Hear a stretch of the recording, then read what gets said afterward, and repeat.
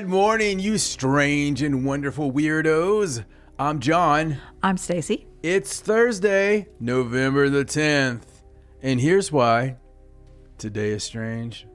Okay, so let's start off with some scientists who are working on an official alien contact protocol. Oh, good. For when ET phones Earth. Been waiting on this one for a while. I thought we did this already. Well, we did have a very vague protocol in place, but they said that that was not done. That was like 35 years ago, and they've only just updated it like vaguely, kind of recently. Right. This is going to be a little more detailed, a little more... Was the one before like, look, sir, there's aliens.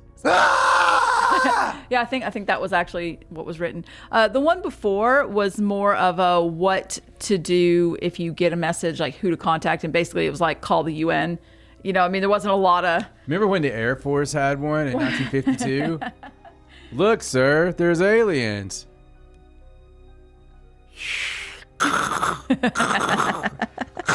Let's not do that. No, I think that's a bad idea. Idiots. So, John Elliott, a computer scientist. His name's Elliot. His name's John Elliott, yes. His name's Elliot. It's phone at home. A computer scientist at the University of St. Andrews in Scotland is the coordinator of the University of St. Andrews' newly established SETI detection hub.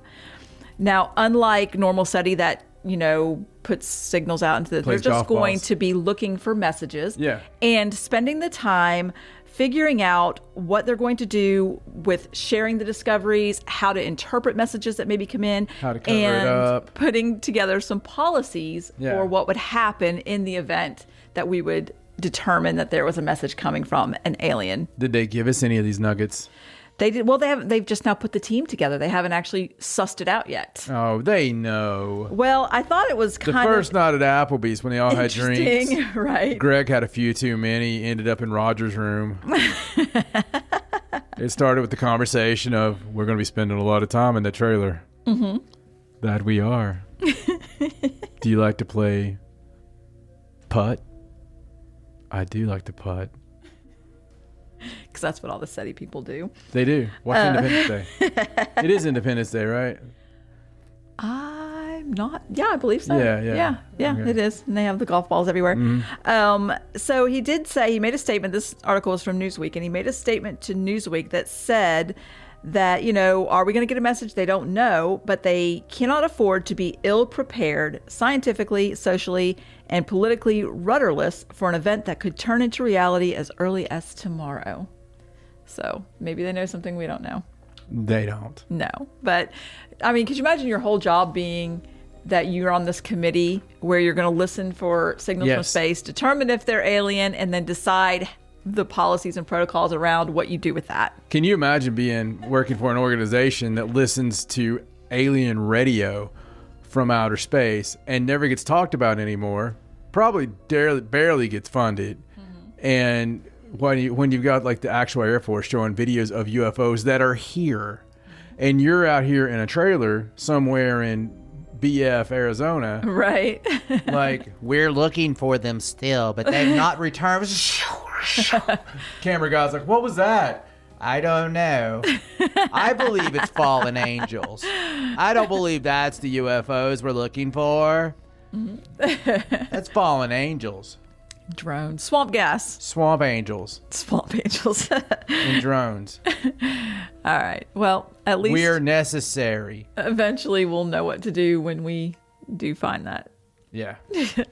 All right. Let's move on. And let's talk about a new study that's been done about You know what? Yeah. If the aliens land on the damn White House lawn, I want to call that son of a bitch at SETI right then. I don't want anybody to touch him. I'm going to come out and go, no, nobody touch or talk to the aliens. Like, what's going on? What is going on? What did I do something? Am I wearing pants? I don't know. I'm an alien. No, don't talk to him. Don't commune with him. Nothing. Get that son of a bitch from SETI on the phone. We're going to wait for him to drive all the way from his hidden resort in Colorado mountains. Call all the way out here. I don't care if we fly him in a Tomahawk, Apache, Geronimo, and get him here and have him use the book that they're spending all this phony baloney time on. Right. And sit there and go, I believe it's page 4. Page 4. Page 4, Mr. Alien. Mr. Alien. I'm here. You really don't have to read from the book. I speak English.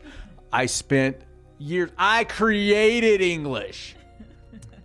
I'm not supposed to talk to you yet. Okay. We have policies. Page 4, Mr. Alien. Do you like to putt? All right. I'm done. Okay, we're moving on now. Let's talk about this new study. Let's. All right. So it's a new study about near-death experiences causing rare out-of-body phenomena. Now, we know that this happens. People have, stories about how they were floating above the hospital bed and they saw themselves. But now there's a new study that shows that the experiences are actual experiences and not hallucinations. There is actual scientific evidence now that they've collected that there is something going on in your brain when this happens. Cool. It is actually very interesting. Somebody allowed them to measure the brainwaves as they were Yes, they had several different volunteers and in different hospitals in different cities, and they all had the electromagnetic encephalogram thing. And they would be notified whenever someone had cardiac arrest. It was specifically for people that were getting CPR after a cardiac arrest. They should have had Christians and non-Christians too. Just I'm curious. sure, I don't know. I don't think religion played into it. How often we get this chance to be like, are you saved? Do you believe you're going to heaven and an angel is coming here in a few minutes?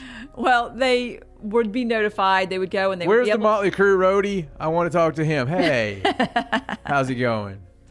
I'm actually getting saved. No. Excuse me, Padre. Somebody needed you down the hall. You're okay.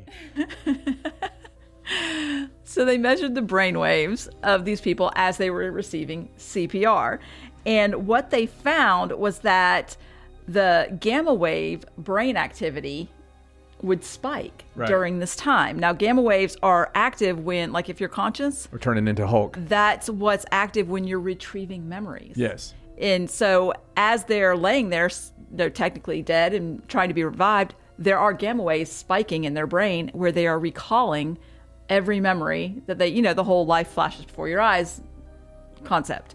So now they have physical scientific proof of this. And the gentleman that was doing the study, Sam Parnia, he said that the most interesting aspect is that the patient starts to have full memories of everything they've done and all their thoughts and all their intentions, that as the person's dying, their brain's shutting down, and that takes the braking systems off, where you're only able to access part of your brain at one time.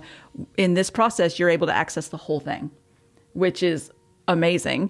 And then when people are brought back, that's how come they have a renewed sense of purpose, a higher purpose. That's why they have a third eye too. Mm-hmm. Because when they're brought back, they've already been exposed to all the powers that you have in your mind that you're not able to use normally. Right. I think that honestly, regardless of how you believe in the afterlife, I believe there's definitely a bridge to Terabithia kind of thing. I think that you would access that to have your out of body that takes you to the place where either you do it all over again, pal, or let's just say you're of the Christian variety and you think you're going to go up a judgment day, right? That would be uploading to the cloud. Anybody who's ever uploaded a file, it has to go through the whole file to upload. Since we're all on this common consciousness type of thing, they don't get it real time. It goes and it's loading up. Well, I love that they have this study now. They just presented this in Chicago at a conference. And they did say also that the brain, it turns out that the brain seems to continue on surviving after the body has passed on. And, they did interviews with the patients after they were resuscitated, and many of them had that visual awareness of being separated. They had that feeling of being separated, and they were able to see. We're talking about 20% of the people in this study had some kind of experience like this, which is a pretty decent number. Yeah, I've had some pretty crazy ones. Do you remember anything from your near death? I do not. Because you're only getting darkness. I guess probably. Spoiler alert. Probably. No, I didn't know if you remembered or not. I personally, I know that my near death caused things. You know, it caused things. But even other people that we've interviewed through the years, you know, it's been very interesting. And you don't have to have the near death to have these things happen. That's what's so beautiful about the brain. You know, things that happen to me are astounding. Right. They still shock me. They still shock Stacey. But even the little chitlins, you know, the little princess fairy that runs around this house, she wanted to play with a specific game for days. Just drove her mama nuts, wanting to play with the game. It's in the top of a closet in the hallway. Has little pieces, so we can't just give it to her. Yeah, it's in the top of the hallway, and it's one of those things, choking hazard. You know, you don't give a toddler the choking hazard game. But she thought about it, and I told them before that I was fairly confident that sometimes when she's sleeping, she's traveling through the house. Just call me wacky. But everybody's upstairs, and there was a big crash in the middle of the night, right? There was. Everyone was asleep except for our teenage daughter, who was upstairs. And she came and got me, and she said there was a huge noise downstairs.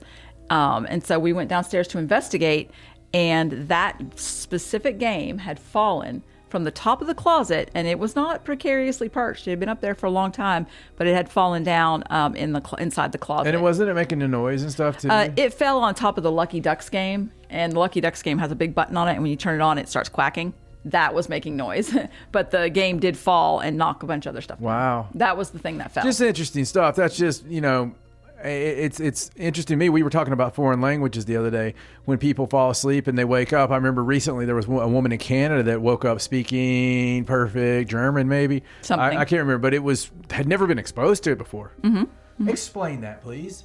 How does that happen? Crazy. They call it foreign accent How does it syndrome. Like happen? they just give it a name. They But don't really talk know how exactly it works. Correct. You know, it's very hard. It's easy. It's not easy to learn a foreign language, but to speak it in the correct way, Right, with the accents. it's impossible. I mean, it's next to impossible. Right, it takes a lot of work. Yeah. So It's impossible to wake up one day and just do it. just insane. The mind has a wonderful thing. So this is really cool that they actually went that macabre on it. Yes, and got the I think it's great research. actual physical evidence. Yeah. That you can't just say, oh, they just hallucinated that. No, it's just because there's actually something going on there. I need to do that. That's the kind of stuff I'd like to research, because I would ask you like really uncomfortable questions that they're not going to ask those people. Right. I'm that way. That would be the whole Christian, non-Christian, cool, gay, straight, all right. I just want to see everything, like what varieties, right? And because that's a real study. That's a real study. What kind of music did you listen to? What kind of, do you believe in the paranormal? Right. Do you believe in UFOs? How often did you have hashtag time? You know? Right. Anyway. Right. All the pertinent questions.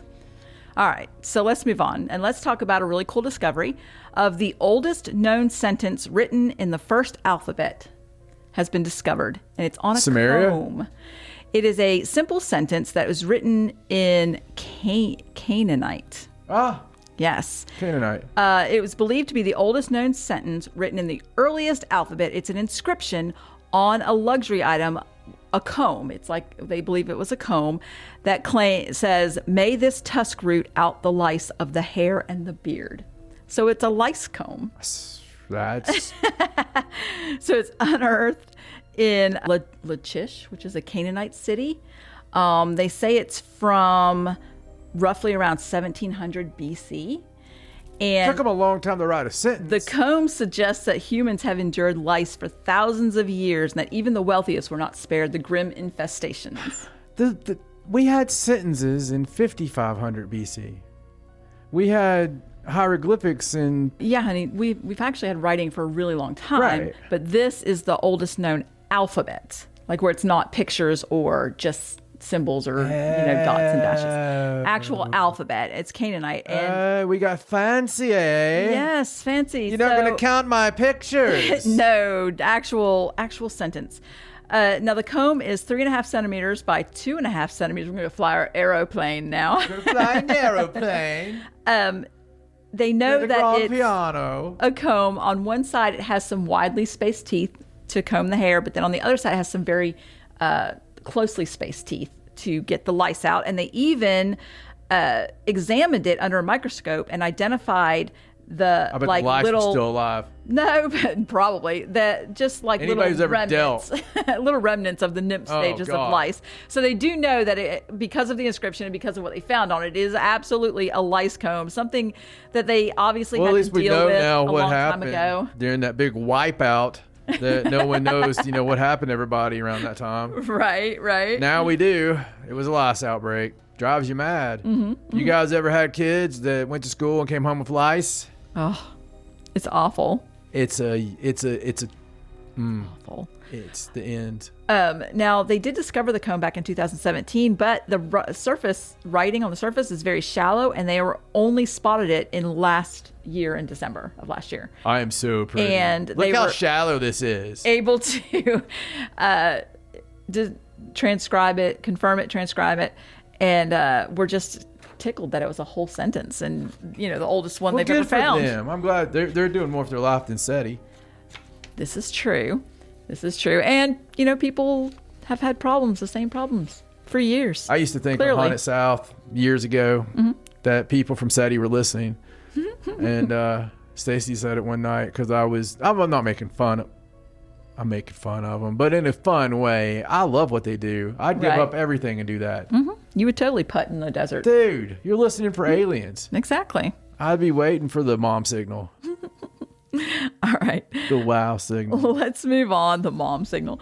All right. Let's talk about this discovery in Egypt, because that never happens. Not anymore. A lost tunnel that they believe may lead to the ancient Egyptian tomb of Cleopatra. No shrine, really. Yeah, so it was discovered near the Taposiris Magna Temple, west of Alexandria in Egypt. And it was unearthed by an Egyptian Dominican archaeological research mission from the University of Santo Domingo. Now, the tunnel itself was found around 43 feet under the ground. It measures 6.5 feet tall and stretches about 4,300 feet. Now, they don't technically know what the tunnel's for. They are just hoping that there's a sliver of a chance that this tunnel leads, because of the time period that they think that it was made, that it leads to the lost tomb of Cleopatra, because it's never been found. That'd be amazing. Yes, and so they're like, if there's even a 1% chance, we have to try and figure out if that's what this is. That'd be amazing. You know what's so crazy about Cleopatra? You always see Cleopatra on these kids' cartoons and stuff, like next to King Tut, and they're all dancing, and Right. That's because that's just. But she's barely Egyptian. I mean, Right. Cleopatra had no clue who built the pyramids. They were ancient to Cleopatra, Right. Like super ancient. And a lot of stuff was buried already. Like when the Greeks, she was there when the Greeks were there. And, that's just so crazy. People don't realize and it's no fault of their own, but they just don't think about that. Right, right. This was like the very dying days of what was left of Egypt.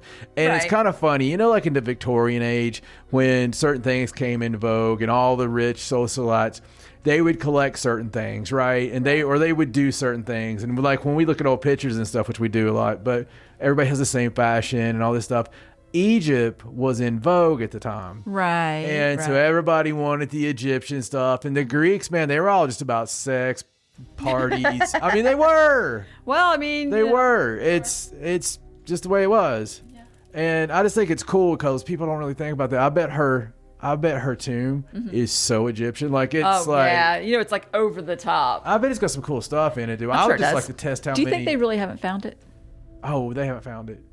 No. It's too much. That would be too much of a. Too big. You couldn't hide it. Well, it's too big of a tourist attraction. Like I would like to go see Cleopatra's tomb. True. I would just like to see them be able to find it, to be able to reconstruct her. And And see what they've she looked like. got things they think look like her, but I also like to see if there was which guy would be next to her, because she had several loves, and Right. I right. love Cleopatra. I love her whole story. She's just such a powerful person. She had to endure so much with like her forced marriage and stuff at a young age. But women anyway had to always endure a lot. Right. But she really, everybody's like, oh, that woman's so horrible and hard.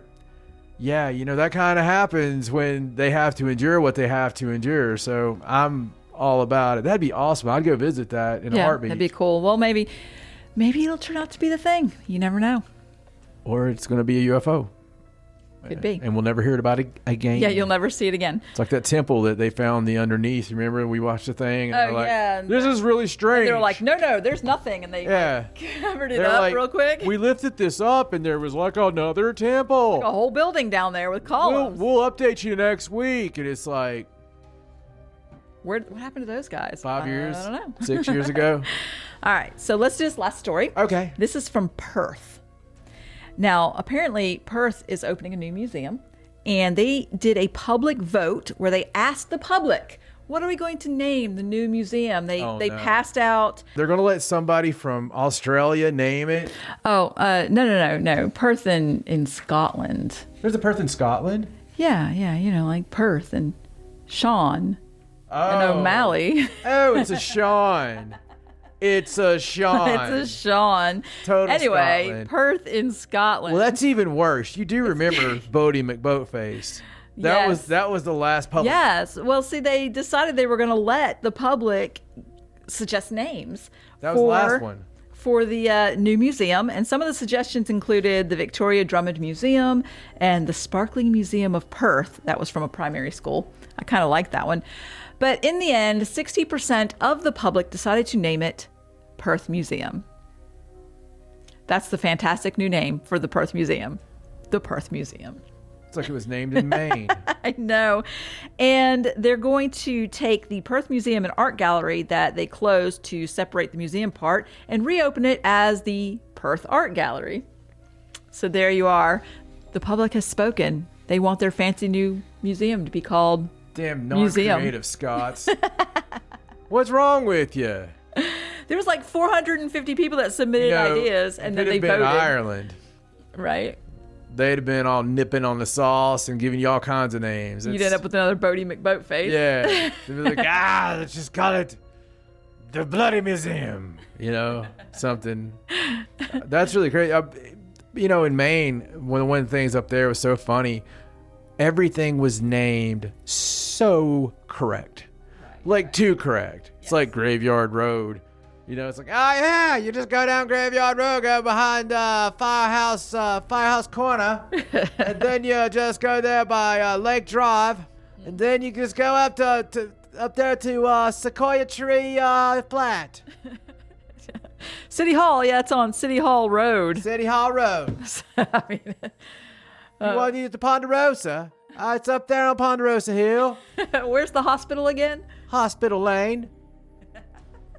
It is just like that. Exactly like that. Everything was named, and I laughed and laughed. Stacy's like, I love this place. I know, it was so easy. This place makes so much sense. See, I'm the guy who wrote songs, and I don't think I ever wrote one that was... Never named it what was in the song. No, never. No, it was a thing for me, because it was just like, no, I wanted to think their own thing, But, hey, that was some good stories.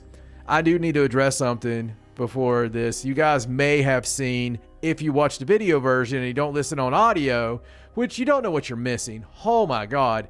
I talk to a lot of you that listen while you're driving. That's fantastic.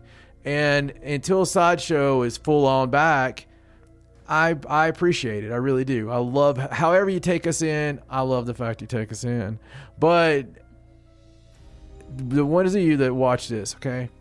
We're uploading the show to both our new Today is Strange YouTube, which is its proper YouTube now. You can go to YouTube and just hit Today is Strange, and you'll get there. But we also have the Paranormal Sideshow YouTube, which we've had for a lot longer. And look, this stuff's hard to do.